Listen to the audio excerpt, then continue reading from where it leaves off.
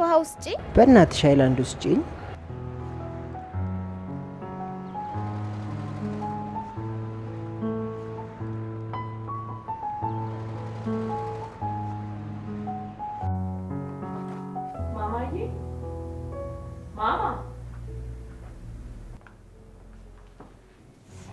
ማማዬ ምን ነው በሰላም ነው? አይደለም። ምን ነው ማም? አንድ ሰው ለምንድን ነው ዱርዬና ጎዳና ተዳዳሪ የሚሆነው? የእናትና የአባቱ ምክር ስለማይሰማ፣ አስተማሪዎቹ የሚሰጡትን የቤት ስራና የክፍል ስራ ስለማይሰራ፣ እነሚስ የሚሉትን ስለማይሰማ ነው አይደል? ለዛ ነው አይደል? አዎ። ታዲያ ለምንድን ነው በመኪና ስንሄድ የሚለምኑን? ዱርዬ ልጅ ተመርቆ ስራ የማይሰራው? ሴትዮዋስ እንዳንቺ ስራ ሰርታ ለፍታ ለልጇ ምግብና ምግብ ማስገዛለን። ሙዜን ገና መብላት ሲጀምር ያ ትንሽዬ ልጅ ካልሰጠሽኝ አላለኝም። እና ሳትሰጪው መጣሽ? አዎ። ለምን? ራስሽ አይደለ እንደ የእናትና የአባቱ ምክር የማይሰማ ልጅ መጨረሻው ዱርዬና ጎዳና ተዳዳሪ ይሆናል ያልሽኝ? ምን አጠፋው እንዴ ማም? አይ አላጠፋሽም።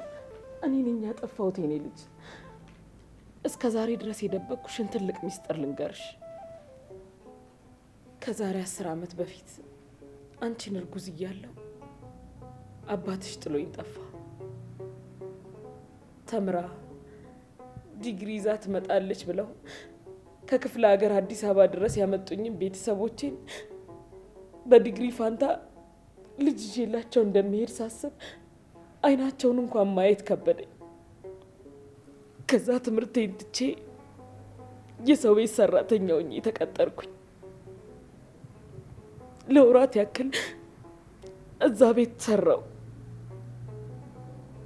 ግን እየቆየ ሲሄድ ሆዴ እየገፋ መሆኑን ሲያዩ አንፈልግሽም ብለው አባረሩኝ።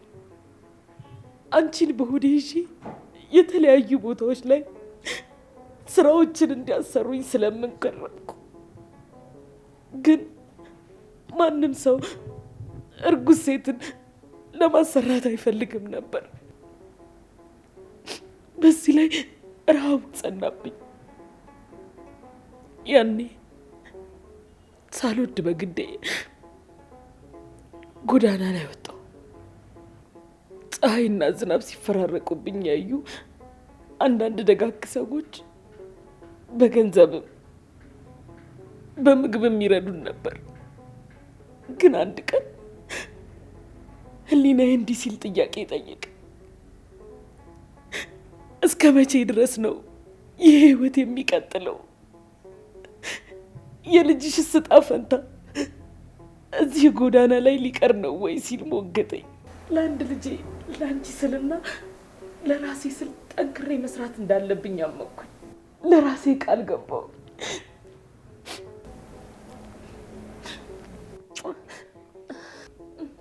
ከዛ ምን ተፈጠረ? ከዛ የተለያዩ ሃይላንዶችን እየለቀምን መሸጥ ጀመርን።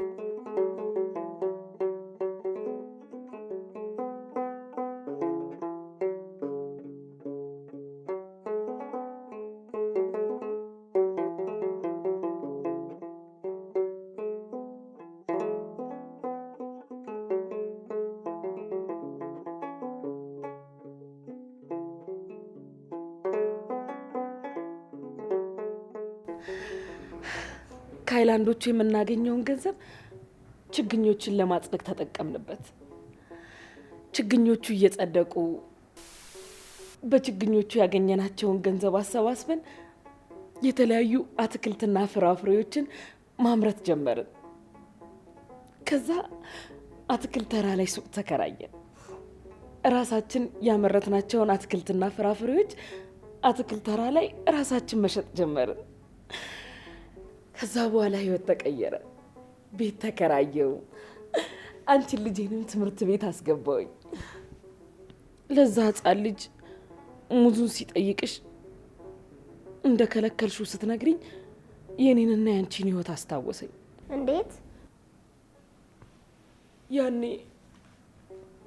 አንቺን እርጉዝ እያለሁ በየመንገዱ ላይ ስለምን አብዛኛው ሰው ተርቤ ሳይሆን ጠግቤ የምለምን ነበር የሚመስለው።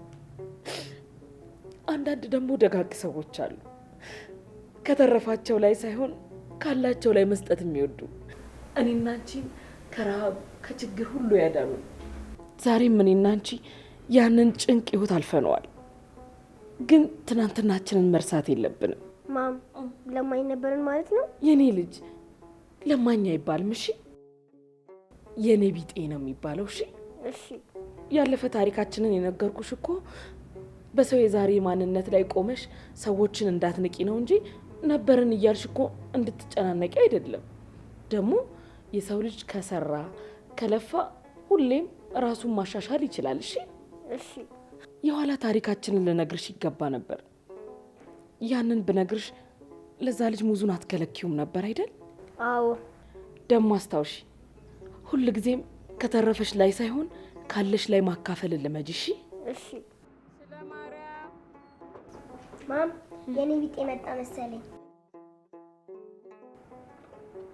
ስለማርያም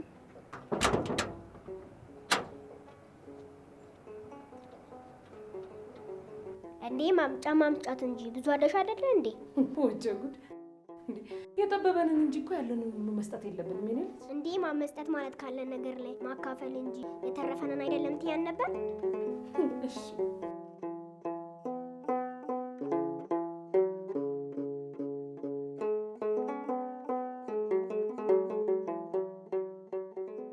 አይዞሽ እሺ እናት፣ እኛም ድሮ ለማኝ ነበርን። ይቅርታ የኔ ቢጤ ማለቴ ነው። ጠንክረሽ ከሰራሽ ቀን ይቀየራል።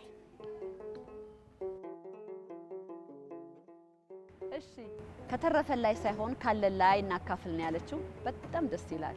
ታሪኩን ከወደዳችሁትና ያስተምራል ብላችሁ ካሰባችሁ ሼር በማድረግ ለሌሎች አጋሯቸው። ሀሳብ አስተያየቶቻችሁን ደግሞ ኮሜንት ላይ ጻፉልን።